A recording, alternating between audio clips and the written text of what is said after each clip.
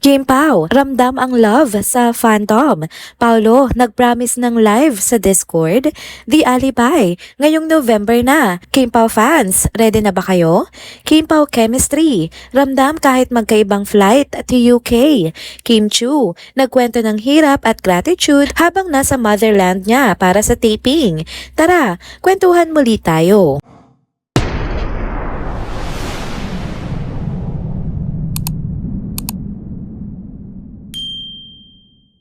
Hello mga ka-trenders! Welcome back muli sa ating channel. Kung bago pa lamang kayo dito, huwag nang kalimutang mag-like, mag-subscribe, at i-hit na rin ang bell notification para lagi kayong updated sa mga balitang trending at napapanahon. Grabe mga ka-trenders, sunod-sunod nga ang pasabog ng King Pao nitong mga nakaraang araw. Hindi ka talaga mauubusan ng kilig at updates sa dalawa. Kaya tara, himayin na natin isa-isa. Unang-una, kahapon ay isang espesyal na araw para sa Kim Pao fandom dahil nag-celebrate na ng first anniversary ang Discord channel na ginawa mismo ni Paolo Avellino para sa mga fans nila ni Kim Chu. Syempre, hindi pinalampas ni Kim at Paolo ang pagkakataon para bumati. Nagpasalamat sila sa lahat ng sumusuporta at lalo na si Paolo na nangako pa na gagawin nila ang best nila para makapag-live silang dalawa doon soon. Ramdam na ramdam talaga ng fans ang kilig dahil hindi lang sila basta artista kundi nagbibigay din sila ng effort para personal na kumonekta sa fandom. Ang dami tuloy nag-comment na sobrang solid ang connection ng King Pao, hindi lang sa screen kundi pati sa mga supporters nila.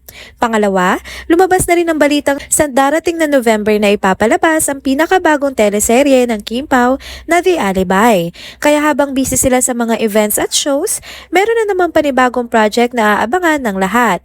Excited na ang mga fans kasi alam nila na kapag si Kim at Paolo ang nagsama, siguradong hindi ka lang mabibitin sa kilig, kundi mabibigyan ka pa ng matinding acting showdown. Sabi nga ng iba, kahit hindi pa nagsisimula, ramdam na nilang magiging isa na naman itong teleseryeng tatatak. Ngayon naman, usapang biyahe. Usap-usapan din online ang hindi pagsasabay ni Kim at Paolo papuntang Birmingham para sa ASAP event nila this weekend. Nakita kasi sa mga kuha na kasama si Kim sa unang batch ng flight, kung saan sabay niyang bumiyahe ang bestie niyang si Darren Espanto, pati sina Robbie Domingo, Donnie Pangilinan at Bel Mariano. Ang saya lang ng vibes nila sa eroplano, parang barkada trip lang talaga. Kinabukasan naman, sumunod si Paolo sa susunod na batch ng flight. Dito medyo napasayang ang fans dahil umaasa nga sila na makikita silang magkasama sa biyahe. Pero kahit hindi sila sabay, hindi pa rin nakaligtas sa mata ng netizens ang isa pang nakakakilig na detalye. Matchy-matchy kasi ang outfit ni Kim at Paolo. Sobrang synchro. Para talagang pinag-usapan kahit nasa magkaibang batch sila ng flight. Ang daming natuwa at nagsabi na kahit wala silang sabay na eksena, ramdam pa rin na naka-align at nakasync ang dalawa. Kumbaga kahit hindi sila magkatabi, may connection pa rin silang dalawa. At kung titingnan mo, nakakatuwa lang talaga dahil habang naghihintay tayo sa bago nilang teleserye na The Alibay, tuloy-tuloy pa rin ang pagbibigay nila ng mga ganitong maliliit pero nakakakilig na moments. Dagdagan mo pa ng anniversary celebration ng Discord channel na nagpatunay kung gaano nila pinapahalagahan ang fandom nila. At syempre, hindi mawawala ang excitement sa ASAP stage kung saan live na naman nating makikita ang chemistry nila. Kaya mga ka-trenders, masasabi natin na solid at puno ng kilig ang susunod na mga buwan para sa King Pao fans. May bagong teleserye na paparating, may international shows at may mga surprise interactions sa Discord channel. At kahit simpleng detalye lang tulad ng matchy-matchy outfits, nakakagawa pa rin sila ng sariling kwento na ikinakikilig at ikinatutuwa ng lahat. Sa totoo lang, sa dami ng ganap nila ngayon, parang hindi na kailangan ng grand gestures dahil kahit sa maliliit na bagay, ramdam ng fans ang effort, ang connection at ang genuine na kilig ng King Pao. Kaya abangan pa natin yan mga ka-trenders dahil mukhang mas marami pa silang pasasabugi na hindi lang magpapasaya kundi siguradong tatatak sa puso ng mga sumusuporta sa kanila. Next topic naman tayo mga ka-trenders. Eto na, isa sa mga pinakabagong post nga ni Kim Chu sa Instagram ang sobrang napansin ng lahat. Kung titingnan mo yung picture, simple lang. Nakahiga siya sa sofa, naka-curlers yung buhok, parang chill lang at nagpapahinga after a long day. Pero teka, huwag kayong paloko sa simplicity ng photo na yan. Kasi kapag binasa mo yung caption, ibang level ang hugot at dami ng laman. Sabi ni Kim, halos isang buwan na raw siyang nasa Cebu dahil nagtitape sila ng bagong series na malapit na nga nating mapanood, ang The Alibi. Nakakatuwa kasi halata yung excitement niya na makabalik sa Cebu, ang tinatawag niyang motherland. Sabi niya, nothing feels better daw than being home, kung saan ang daming memories at agree naman tayo dyan. Iba talaga yung pakiramdam ng nasa lugar ka kung saan ka nagsimula. Pero syempre, hindi lang puro saya. Aminado siya na challenging yung mga nakaraang linggo kasi ang hirap daw pagsabayin ng trabaho at personal life. Pero thankful pa rin siya sa lahat ng taong nandyan para sa kanya. Ang ganda nga ng sinabi niya, one day at a time lang. Tiwala sa plano ni Lord at hayaan mo na mangyari ang lahat sa tamang panahon. Ang gaan lang pakinggan, di ba? Ngayon kung titingnan mo yung vibe ng buong post niya, makikita mo kung ano talaga ang ibig sabihin ng home para kay Kim.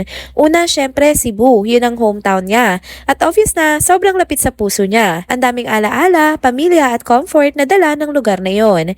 Pangalawa, may napansin pa akong interesting. Parang may vibe na may bagong milestone si Kim doon.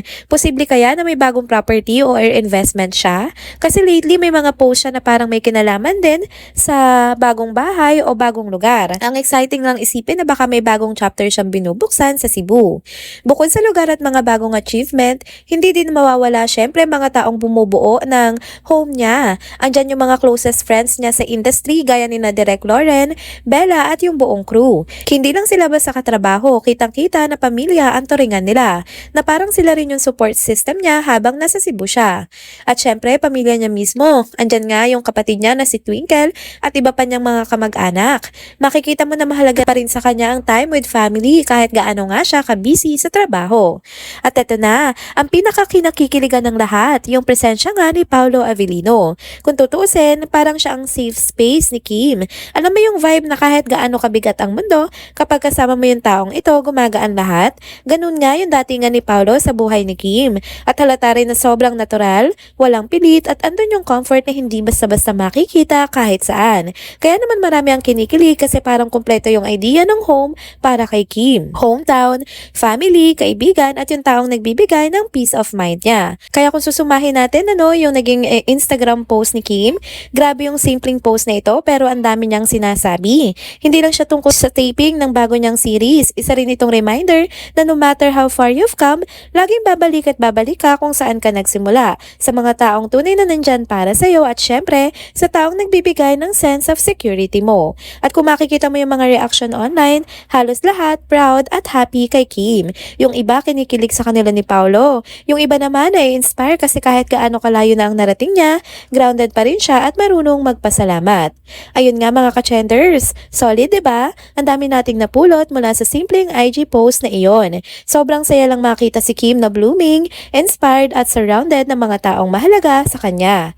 And there you go mga ka-chenders, dito na po muna nagtatapos ang ating isa na namang trending video update. Salamat sa inyong pagsubaybay at pagsama sa akin hanggang sa dulo ng video na ito. Pero bago kayo umalis, huwag niyo pong kalimutang mag-like, mag-comment, mag-subscribe at i-hit na rin ang bell notification para lagi kayong updated sa mga balitang trending at napapanahon. Kita-kits po sa susunod na video. Paalam!